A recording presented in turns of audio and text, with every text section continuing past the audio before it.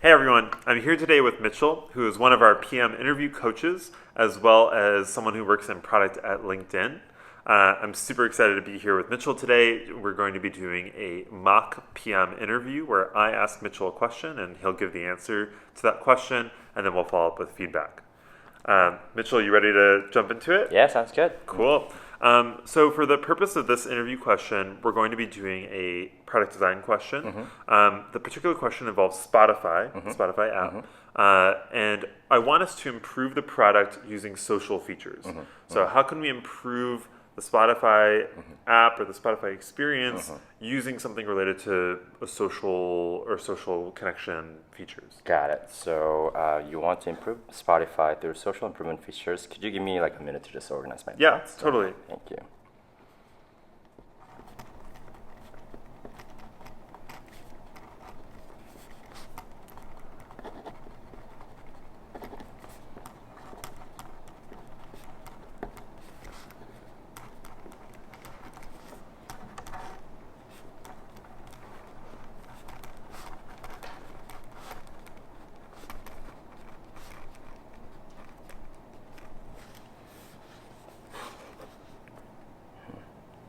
Cool. So just before I get started on actual brainstorming for the features, I thought I would just describe Spotify's situation as I know, and then just confirm with you the goal for the design. So I was thinking Spotify so far has been focusing mostly on discovery and recommendation features, and the appeal to its core demographics, which I assume to be the young millennials, 20 to maybe even 40 or even younger. Was like the chic and sexy design it has, and just the superiority of the discovery and the recommendation engine it has. So I'm assuming it wants to still appeal to and keep that appeal, but so don't distract that with the design, but also just lock down this user basis, because there are a lot of this like Pandora or like music services coming out, but it just wants to lock them down by building like a network that has innate moat with just people interacting and just staying on the site. So is that the right assumption? Should I go with that? Yeah, so what I'm hearing is that a moat for Spotify is kind of one of the next steps. Spotify has acquired a lot of users. There is competition, but Spotify has clearly captured a segment of the millennial market. And yeah, I think that's a great way to go. Let's think about how Spotify can leverage its social features to build a moat around it so that it's better insulated against competition. Cool. Sounds good. And then for this exercise, can I just assume we're designing for the music feature rather than podcast? Yes. Yeah, That's cool. a fair assumption. Cool. And I will also keep to the mobile solution, considering the demographics. Obviously, expanding it to desktop won't be that hard, but just for the exercise, just keep it. Yeah. Cool. And I'll take probably a minute again to just think about some features. Awesome. Cool.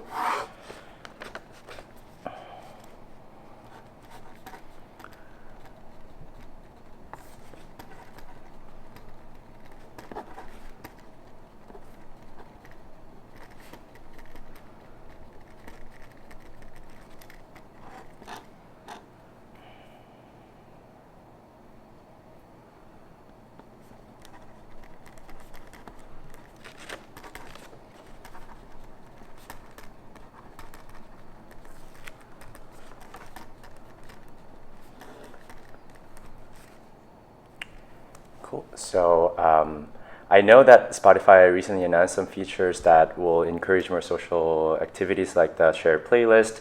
But what I wanted to focus more on was just like what I actually notice a lot on Instagram. So I see a lot of my friends who listen to just cool music, some obscure artists sometime, and they just post on Instagram. They have that story sharing feature through the Spotify integration. And I'm just thinking behind the psychology of that is you want to appear as a music enthusiast. This is my jam. You guys should also listen to it, and kind of just like want to appear cool as well. So I want to, if you don't have any other recommendation, focus on appealing to that psychology of the users, as our demographics is once again similar to Instagram user basis, that I see this behavior from the young millennials who are tech savvy and also just design sensitive, and they care a lot about music obviously, and they want the world to know that. So, yeah. Gotcha. So what we're focusing on is the way that people use music to express their identity to other people. Yes. Gotcha. Okay, that makes sense to me. And so this is sort of our user need that we're going to dive into. Why are we picking this user need? Like, why do you think this is an important one to talk about? Got it. Yeah. Yeah, so I think another thing that we could talk about here is, once again, just doubling down on discovery and recommendation, obviously. And social could definitely take a place in there, like Spotify has discovery for you, recommendation for you, and I'm assuming if we build out enough user bases, we can do like, hey, this is what your friends are listening to too. But I think there is a need to really build that network, just like how Facebook got started. And I think seeing how Spotify attracted its user with just the sexiness of the design and the it's just cool to use the app. I thought it'd be great if you could double down on the psychology of the existing users and then have them a place to express that identity on the platform without disrupting much of the current workflow. Gotcha. Sense, yeah. I'm hearing that, and I think it's a good point you're making, is that Spotify is already kind of have this advantage, like, and so we can double down on it or expand it into the social realm as like this coolness sort of vibe that Spotify has going on. Cool. Okay. Sounds good. Cool. Let's dive into it. Yeah. Awesome.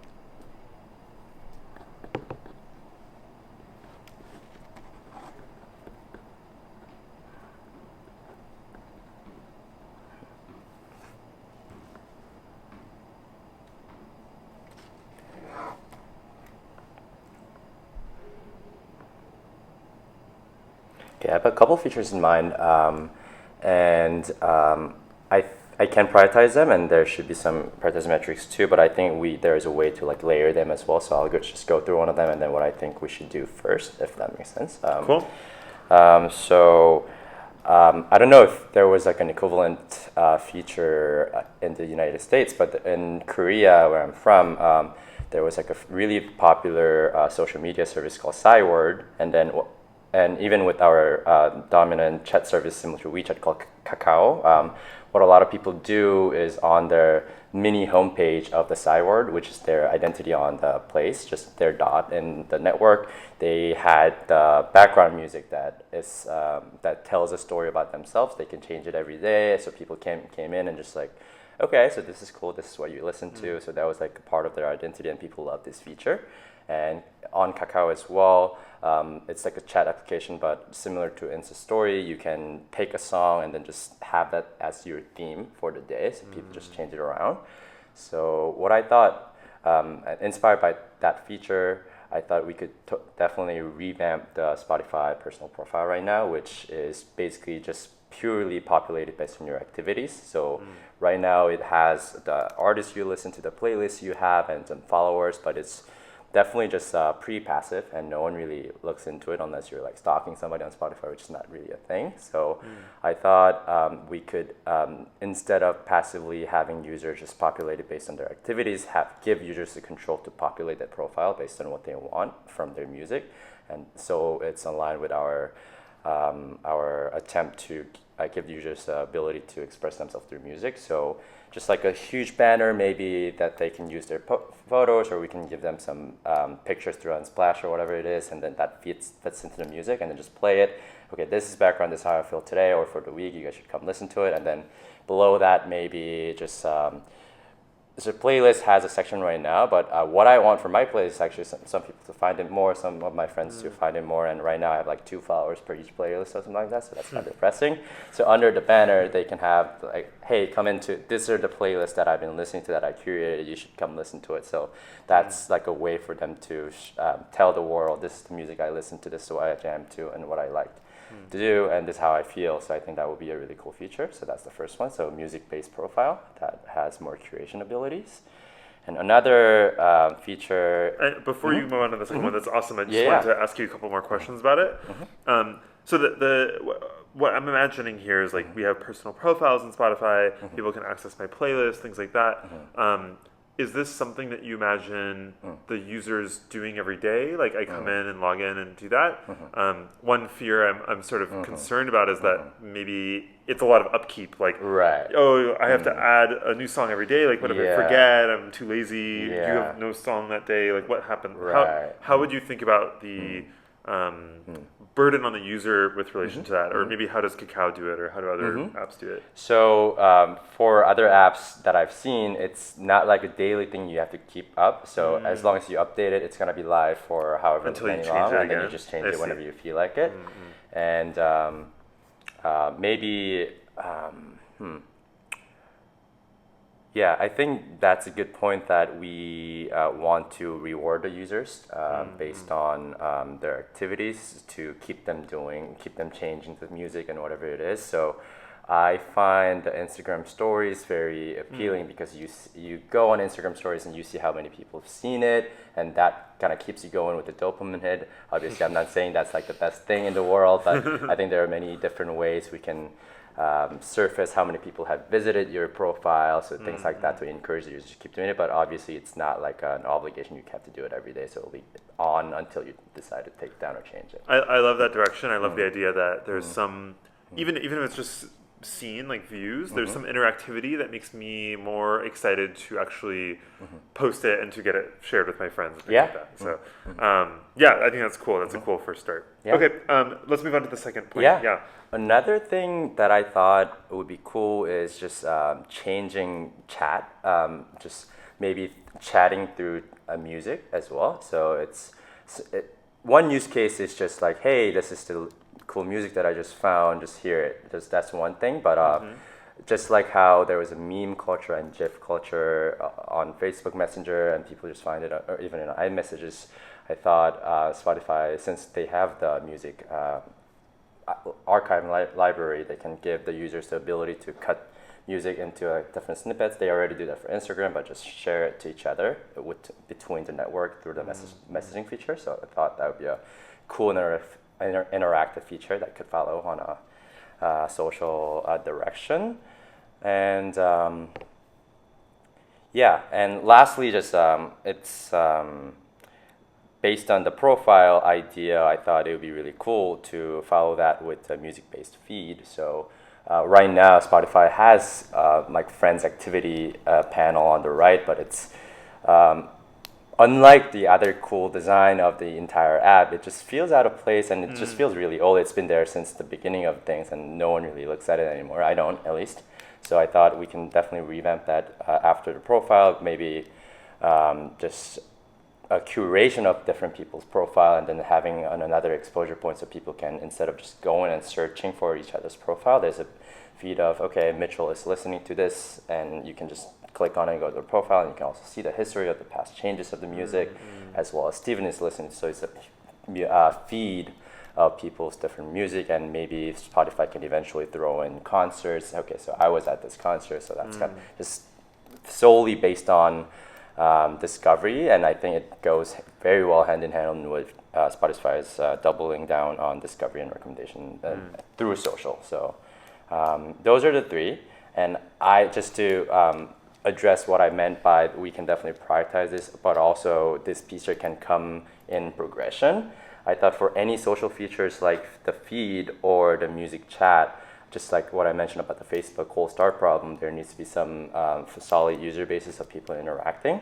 So the profile, I think, could be a first feature that has a lighter investment because we already had the profile entry point, and it's pretty simple to build out to just test out, okay, are people just willing to do this at all? Are they actually expressing their identity through music? And then the discovery feed, I think, is a good way to add an exposure to this profile. So that's the way of adding interaction and feedback loop for the users to keep doing what they're doing. And then lastly, I think the chat is the most intensive investment because it's a whole another thing. Spotify doesn't have a chat at all, so I think it's a huge investment. So it could come at the end after we verify our hypothesis through the first and the second feature, which is the profile and the feed. So Gotcha. if I were the PM working on the social feature for Spotify, I think that's how I would Cool. progress. Thanks for prioritizing that. That was my next question also. It sounds like we're going to prioritize the first one first, right? What would be the first step that we would take? Let's say that you're the PM on the team right now. What are you going to do? What are you going to start doing this week that will start testing this or start launching this feature that we think is important? So what I do is Spotify has this Instagram integration, and I'm sure there are data on like who's actually using it. So I would actually bring in a couple people that are actively doing this for a user research session, and then draw a couple mocks of this new profile image, and then ask them, is this something you do? How often would you do it? And then why are you doing this on Instagram right now? What is the goal and purposes? Are you getting your intended, feedback loop from Instagram, and then would you actually do it on Spotify? So that's the first proof of concept. Just even before building it out fully, I would do that first and then go from there. Gotcha. Cool. Are there any other things you wanted to comment on before I wanted to ask you a little bit about trade-offs at the end? Are there any other things that you want to comment on about the design of this app or experience? Yeah. So as I mentioned briefly in the beginning, Spotify's been just great with this design and focus, really ruthless focus on discovery and recommendation. So what I really want to do here is introduce features in an inobtrusive way to the current workflow. So suddenly nobody feels like, okay, Spotify is becoming another Instagram or something like that. So I would carefully progress. And I think any of this feature, besides the chat, the profile, and just the feed, the profile at least is like a lightweight, non-obtrusive way to introduce it first, and then I'll just take some read, and then depends on the reception. Think about the trade-off between introducing new social features versus focusing on doubling down on what is already working. So we don't want to socialize it and make it into another social media app, sort of, is what you're saying? Maybe eventually that's what could happen from it, but I think still, yes, Spotify's sole focus is discovery and recommendation, helping people find cool music, helping creators get their music out there. So I definitely don't want to get in the way of that. So I think the social should be a hand of enhancing discovery and recommendation through my friends and social rather than primary being a social media. Gotcha. Cool. Okay, Mitchell, well, I wanted to keep this a little bit short for the interview, but is there anything else that you wanted to add to this question before we move on to feedback and talking about it? Cool. I mean, if I were to ask this question in to my client, I would probably ask at the end, like, what kind of metrics would we be looking at? But, we could talk a little bit about metrics before we move on to the trade-off section. I think it would be, we have a couple minutes so we can talk about that. So I think then just at LinkedIn too, what we look at for profile feature is just how completed it is. So I'll first see how many people are actually completing their profiles, so updating that music section. And obviously what we care about is, are people getting what they want from this, which is like a recognition from others. So how many people are actually visiting these profiles, and that would probably guide the direction of how we're going to design the discovery feed that's going to introduce more traffic to the individual profiles per se. And lastly, I would see how this actually impacts the retention, because right now I listen to Spotify daily, but I'm sure some people don't, and maybe just to update their profile, just to see how many people view your profile, we can probably expect some kind of retention lift. So I would definitely look at those three. Yeah. And how would you evaluate because at the beginning we were talking about the moat, right? Like, is there a way that you would evaluate the ability for Spotify to maintain that moat? You know? I think on that thread, retention is definitely something I will continue to look at. I don't know if there are specific metrics around this, but just the network density of the people connected, I think that's something that I would look at. Because the ultimate moat is going to be how connected people are on the Spotify social network. So I would look at that. Yeah. I think network density is kind of what I was looking for there. Is like, whenever developing a social feature, you want to make sure that there's, not just like a random person looking at your view every now and then, and it's kind of unexciting. And so one other question I have on this is kind of like how you would consider launching this social feature. So obviously you could just launch it publicly. Would you start with subgroups? Like how would you think about testing out those features? Because you want it to be like a social network. You don't want it to be like just people casually looking at their friends, which is kind of how the activity feed works right now. It's like, oh, a couple of my friends are there. I don't really care to follow them. Things like that. I think what would be really cool in launching this and kind of a marketing play is just reaching out to a couple creators and artists within the Spotify network, and that are really influential as a part of the beta or alpha, and have them curate a really cool profile and then have people follow them. I mean, obviously we listen to their music and we want to know what's up in their life. Maybe you can introduce some things that could portray more about the music and the backstory of it. I think there are a lot of cool ways, and that's also going to be a really positive thing for artists who are not popular yet, and they just want more publicity and more connection between the fan bases. So I think if I were to launch this, actually I would go with the artists and the creators community first too. Also I think it looks more exclusive, more cool, so I think more people will be appealed. It will appeal to more people, and they would want to do it more. Yeah, I think that's a really good point. I think if you got all the artists to do this to their pages and their theme songs, I think then everyone will follow, and that really fits the whole coolness. I love that go-to-market strategy there. Okay, cool. Well, anything else in this question then? Or I think that's what I want to say. Yeah, that's all I want to say. Awesome. So now we'll sort of transition to feedback part of this. And so we'll talk a little bit through sort of what I think Mitchell did a really great job with in this interview, and maybe a couple points also. Totally. So overall, excellent job, Mitchell. You're clearly a pro at product management interviews. You know how to put them together and bring everything together. And I think you are doing a great job of going through the framework, going through kind of all the different steps. I noticed the things that I noticed that you do a really good job with.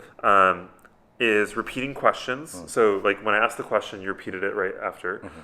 You took time to pause to write down your thoughts. You came in with assumptions. You were very clear about what your assumptions were. And you were like, hey, is this an okay assumption? And I was like, yeah, that's an okay assumption. You also, so one slight thing for me is like, I think you could have come in even stronger on the moat thing and just been like, oh, this is what I think we should do, as opposed to, is that okay what we should do? Yeah. But, I understand this is also a contrived situation between us. And then I think, I drilled you in on this, but I'd love more info on like why is this a good user need to discuss? Like, why should we talk about the cool thing? And I got it out of you, but you could put that up front a little bit more. Totally. I thought that you demonstrated a lot of product strategy in this interview, which was really effective. In fact, I would say that this is almost a product strategy interview in some ways more so than a product design interview, or maybe both, because we did a lot of work on moats and on social features and on go-to-market and those concepts which are more relevant to a product strategy session. I think that you did a great job checking in with me. I always think checking in is great and important, so that was excellent. You did an excellent job enumerating the product features that we were going through, 1, 2, 3, and we talked about them in that order. If we had a whiteboard, we would do a little bit of that, but we obviously don't have one.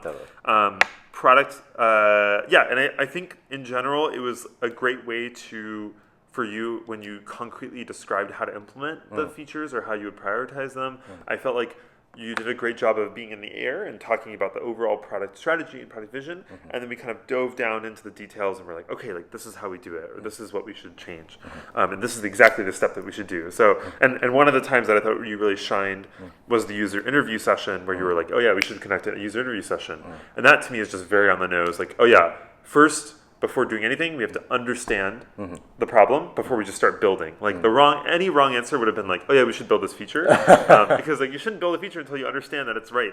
And so you started off with that user interview session, which I thought was excellent. And lastly, yeah, I love that conversation at the end about creators and artists being the profile. Like, Yeah. it was really cool. We could bring that up earlier, and we probably came up with it like at Yeah, the end. But yeah, yeah. but yeah, that's a really cool one to double down on. And it's like, yeah, this totally fits what we're trying to go for. Overall, like, excellent interview. I thought you did an amazing job. And yeah, thanks for that. Any reactions to some of the comments? No, Or, yeah. thank you so much. And I tend to have, and I would actually point out whenever my client says this, I want to seem like I know the trade-off and the good and the bad, so I am a little passive when I make assumptions and statements. So I think it's also part of me to keep working on that. When can I be more assertive versus when can I mention the both sides of the picture? I think I can do both. It's not mutually exclusive. So yeah. Totally, and for us, with our whole coaching team, we believe in feedback strongly, and feedback is the only way you can improve. And Yeah. so it's awesome to have you as a coach, and maybe we can do the opposite way too, and you can interview me. But I think you really killed it and did an excellent job. This is a stellar PM interview. So Thank you so much. Yeah, thank you for your time. Cool. Thank you, Mitchell. Thanks.